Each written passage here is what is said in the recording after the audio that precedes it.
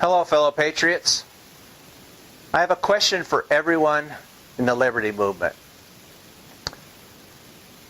Are protests, writing your congressman, signing petitions, suing the government, and voting, stopping these politicians from violating their oath of office, stripping the American people of their liberty, and destroying our country? Well, obviously the answer is no. What we're doing in the liberty movement isn't stopping them. And the reason is, these politicians do not fear, they do not respect the American people. They don't care. And yet we keep doing these things. And I hear all this rhetoric over the news and my email and Facebook. We got to hold them accountable. Hold their feet to the fire. Well, how are you going to do that? You have no way to enforce what you want to do. And when we do all these things, they just laugh at us.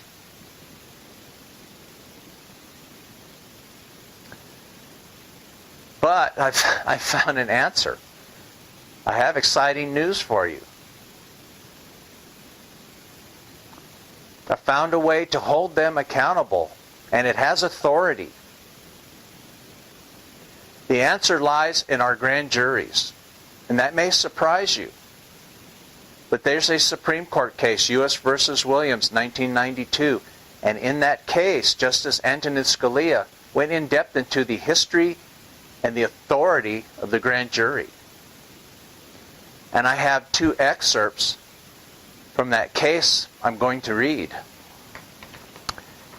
In Section A of the opinion, Justice Scalia wrote, "Rooted in long centuries of Anglo-American history, the grand jury is mentioned in the Bill of Rights, but not in the body of the Constitution. It has not been textually assigned, therefore, to any of the branches described in the first three articles. It is a constitutional fixture in its own right. In fact, the whole theory of its function is that it belongs to no branch of the institutional government, serving as a kind of buffer or referee between the government and the people." And boy, do we need a buffer or referee between the government and the people right now.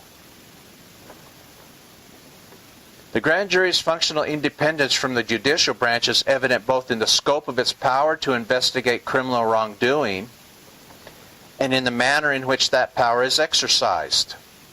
Unlike a court whose jurisdiction is predicated upon a specific case or controversy, the grand jury can investigate merely on suspicion that the law is being violated, or even because it wants assurance that it is not. Who runs our grand juries right now? The government. But according to this case, they don't have the authority to do that. That's the people's responsibility. So what if the people got together and formed a grand jury that the common law of the Fifth Amendment demands, a common law grand jury in every county in America, and with all the investigative powers we just read about, called in an elected official, any elected official who has sworn to protect and defend the Constitution, say a congressman or a senator. And in the spirit of justice, honor, and mercy, not vengeance, gave them one chance to change their behavior, to start operating within the confines of the Constitution and the enumerated powers, to honor their oath of office, and warn them that if they pass one law outside those limits, we will indict them, remove them from office, and they will stand trial for all the damage they've done to people's lives, their liberty, and our republic. And what if some government agency, say the BLM, comes into your county trying to steal some rancher's land? That sound familiar? Or the EPA trying to shut down your only county's livelihood, say a coal mine? Again, the common law grand jury can investigate, and if it's determined that agency doesn't have the authority, order them out of the county. Protect the people. This is the way the people nullify anything unconstitutional from coming into their counties. Now the good news is, and it may surprise you, we've already started the process to set up the administration of a common law grand jury in every county in America. There is a group, National Liberty Alliance, and they have been helping the states over the last year with all the paperwork necessary to inform the courts in the county that they don't have the authority to run the grand juries and that the people do.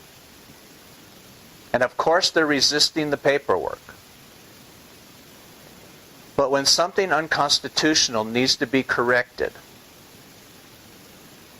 and they are informed, and they fail to act on something that's already been decided, that's a felony. And it's so bad that in some states, the state Supreme Court justices conspired with the county court clerks to refuse the paperwork, and that falls under RICO.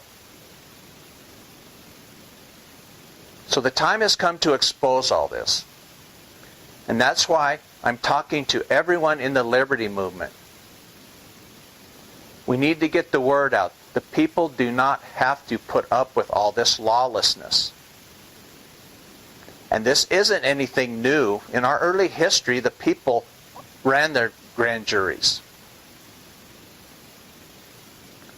The progressives have hijacked that like they've hijacked everything else, so we need to take it back. And this is how we do it. We continue to file papers in federal court, and that is our battle right now. We need you to join that fight with us. So I'm asking you to join us. Go to nationallibertyalliance.org. Contact your state coordinator. There's a contacts tab. You can get that information. Also, when you register, there's a civics course you will have access to, and I need you to take that civics course because remember when we started our liberty groups, the first thing we did was educate ourselves about the Constitution. Well, you need to understand why we the people have the authority and the right to do this. And civics hasn't been taught in our schools in decades, so that's why this may sound foreign to you. That's why you need to take that civics course. So if you find what we're doing beneficial and the education beneficial, and you agree with what we're doing and want to get involved, join us. And send a contribution to National Liberty Alliance. It takes a little money to run a website and set up all these courses and this information. You know that. And it's a small price to pay to learn how to lawfully, constitutionally, and peacefully gain back our liberty and save our republic. We need to step into our role as the people who created this government, and we need to stop being slaves to it. And I want to stop for a minute and mention that I'm not asking you not to vote. I'm not asking you not to participate in the political process. What I'm saying is the ballot box is there to elect representatives. It is not there to deal with politicians who violate their oath of office and start breaking the law and causing all this harm to people. That's the responsibility of a common law grand jury. That's the people's responsibility to hold them accountable, and this is how you do it. You and me, we the people, are the only ones who can save America. We're the only ones who will. And isn't that as it should be? So goodbye for now. There will be more to come, and we will see you later.